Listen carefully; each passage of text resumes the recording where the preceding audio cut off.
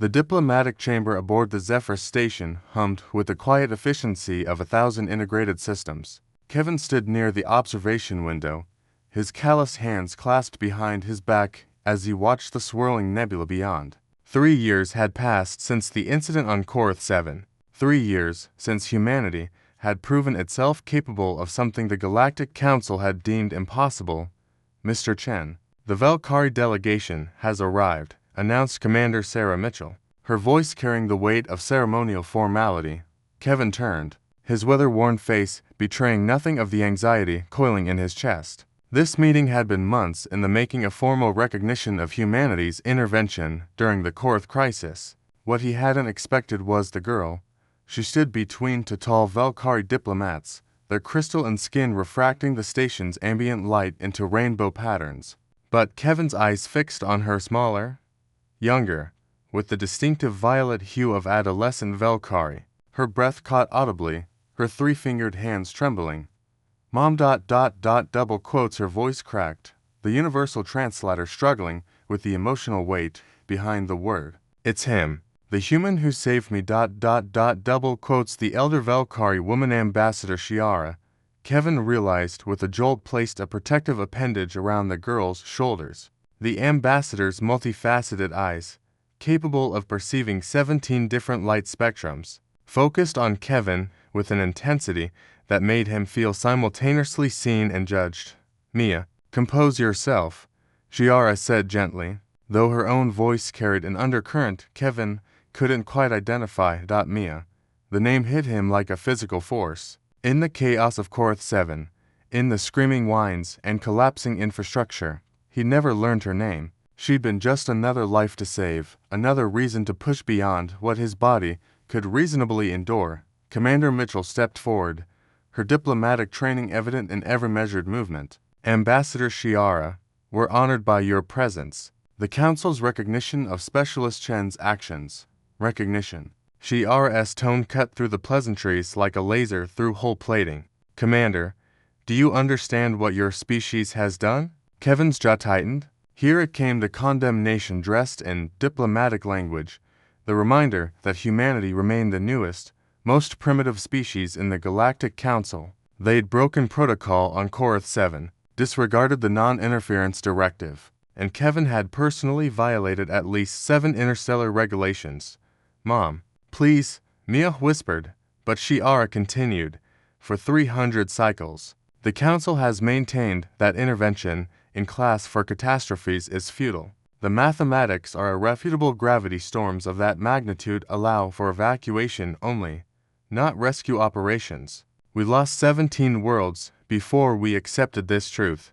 The ambassador's skin shifted through colors Kevin had no names for. And yet this human, this individual from a species barely a century into space travel, proved us wrong.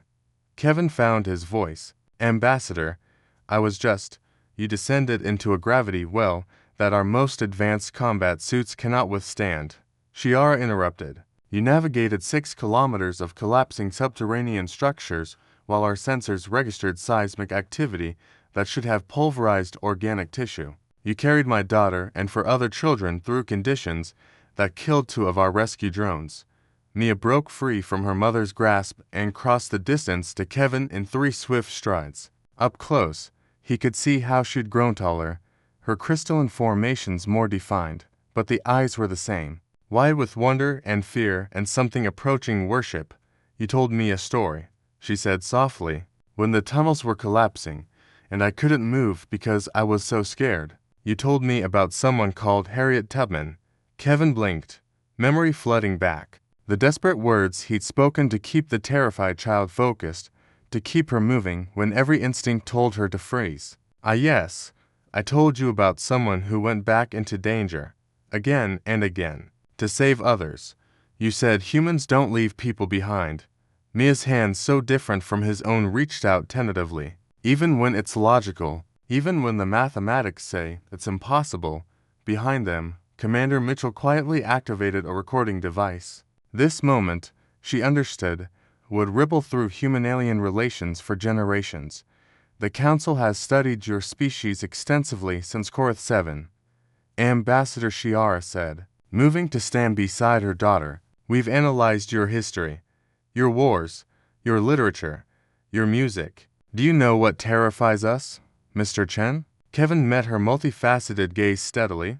That we're irrational, that you're persistently irrational in ways that shouldn't work.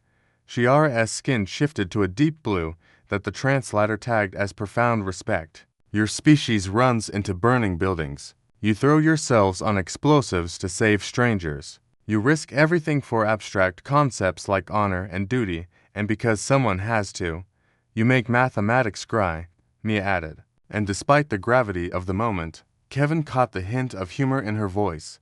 My daughter was designated as an acceptable loss. Shiara continued. The council's calculations were clear. The probability of successful rescue was 0.003%. Resource allocation dictated evacuation of recoverable assets only. Her voice hardened. I was informed that I should prepare memorial protocols. Kevin felt the weight of those words, understanding now the tremor in the ambassador's voice. I didn't know the odds. Oh, but you did? Shiara countered. Your suit's AI provided the same calculations. Commander Mitchell showed us the logs. You acknowledged them, then proceeded anyway. She moved closer. You said, and I quote, then we'll have to be the 0.003%. The chamber fell silent except for the ambient hum of station systems. Kevin became aware that somewhere along the line, this had stopped being a diplomatic meeting and become something raw, more personal. The Galactic Council has thrived for millennia on logic, on calculated risk, on the mathematics of survival. Shiara said finally, and perhaps that's why we've become stagnant. We've optimized ourselves out of miracles. She executed what Kevin recognized as a formal Valkyrie gesture of profound respect, something typically reserved for honored dead. Humanity hasn't. You still believe in impossible things. You still try when the equations say stop. The ambassador's skin rippled with colors that suggested both fear and hope. The council sent me here to formally recognize your actions. But truthfully, Mr. Chen, we're trying to understand if your species' brand of beautiful, terrible irrationality can be taught, or if it's something uniquely, frighteningly human. Mia stepped forward and did something that made several Valkyrie diplomats gasp. She took Kevin's hand in both of hers. Thank you, she said simply, for not being logical, for being human. Kevin looked down at the young alien whose life he'd saved, then up at her mother and ambassador, whose entire worldview had been shattered by one stubborn human's refusal to accept acceptable losses. You're welcome, he said quietly. Then, with a small smile, but for what it's worth, Ambassador, I think that kind of irrational hope, it's not uniquely human. It's just dormant in species that have forgotten how to need it. Your daughter didn't give up in those tunnels. She kept going because she chose to hope. That's not a human thing. That's a living thing. The chamber erupted in quiet conversation as the full diplomatic delegation processed this perspective. But Kevin only noticed Mia's grip tightening on his hand, and the way Ambassador Shiara's skin shifted to a warm amber that his translator tagged, somewhat inadequately, as familial love. Humanity had joined the Galactic Council by proving they could reach the stars.